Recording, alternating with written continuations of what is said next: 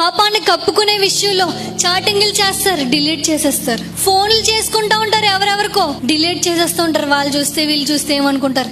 పాపాన్ని కప్పుకోవడం కదా. పాపం చేస్తారు, ఒప్పుకుంటారా? ఒప్పుకోరు. నేను చేయలేదు, నేను అలా మాట్లాడలేదు, నేను చూడలేదు, నేను తిరగలేదు అని వాళ్ళ పాపాన్ని అబద్ధాలతో కప్పుకోవాలనుకుంటారు. పాపం చేశాను అని అనుకోరు.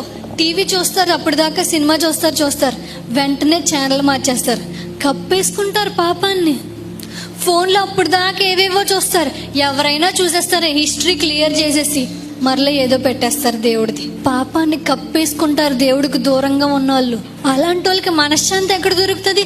వాళ్ళు చూసేస్తారేమో, వీళ్ళు చూసేస్తారేమో, వాళ్ళు నన్ను ఏమనుకుంటారేమో అని చెప్పి ఆ కంగారి ఆ ఆలోచనలేమో పనిచేస్తూ ఉంటే వాళ్ళు ఇంకేం మనశ్శాంతి ఉంటుంది? వాళ్ళకి మనశ్శాంతి ఉండదు. వాళ్ళు మొదటగా చెప్తున్నారు కదా, వాళ్ళ కాళ్ళు పాపం చేయడానికి పరిగెత్తుతాయంట.